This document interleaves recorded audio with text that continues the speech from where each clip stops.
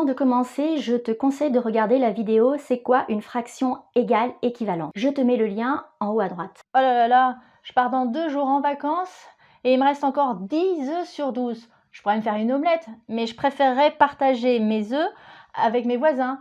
Sauf que j'ai plusieurs formats de boîtes. Comment savoir quelle boîte je dois prendre pour que tous mes voisins aient la même proportion d'œufs? T'as une idée? Si tu avais eu une préférence pour certains voisins, je t'aurais conseillé de leur donner plus d'œufs.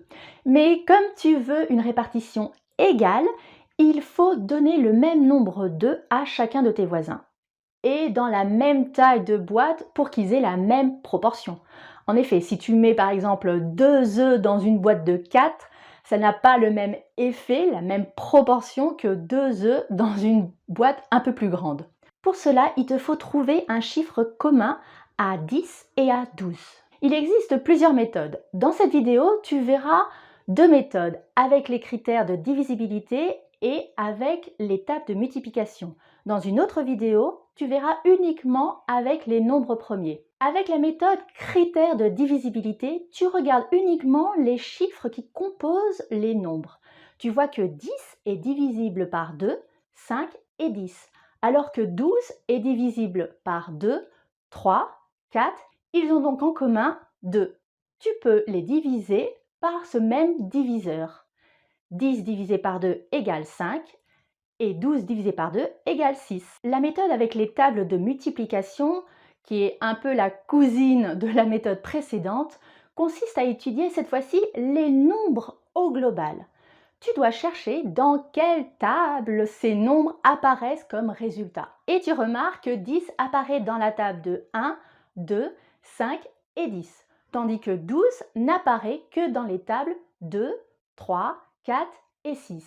Ils sont donc présents dans la même table, celle de 2, avec 10 égale 2 fois 5 et 12 est égal à 2 fois 6. Quelle que soit la méthode, tu as trouvé que les nombres ont en commun le chiffre 2. Cela signifie que tu peux faire 2 boîtes identiques de 6 œufs et tu n'en mets que 5.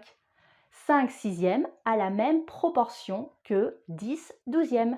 Ok, j'ai compris dans le principe, mais comment je l'écris en mathématiques? En maths, quand tu veux simplifier, on dit aussi réduire une fraction. Cela revient à trouver un diviseur ou un facteur commun afin d'obtenir des fractions égales, ou on dit aussi équivalentes, jusqu'à la fraction irréductible. Avec la méthode de critères de divisibilité, tu cherches un diviseur commun. Cela s'écrit 10 douzième est égal à 10 divisé par 2 sur 12 divisé par 2, ce qui te donne 5 sixièmes. Ou plus simplement, tu peux l'écrire comme ça en mettant le diviseur au niveau des flèches. Les fractions 10 douzièmes et 5 sixièmes sont des fractions égales. Et 5 sixièmes est même la fraction irréductible, c'est-à-dire que tu ne peux plus la réduire, tu as la forme la plus simplifiée. L'autre méthode, avec l'étape de multiplication, tu cherches le facteur commun, c'est-à-dire la table commune aux deux nombres. Et tu l'écris 10 douzièmes est égal à 2 fois 5 sur 2 fois 6, ce qui te donne 5 sixièmes. Va sur le site Math & Comprend et tu trouveras plus d'exemples et plus de vidéos.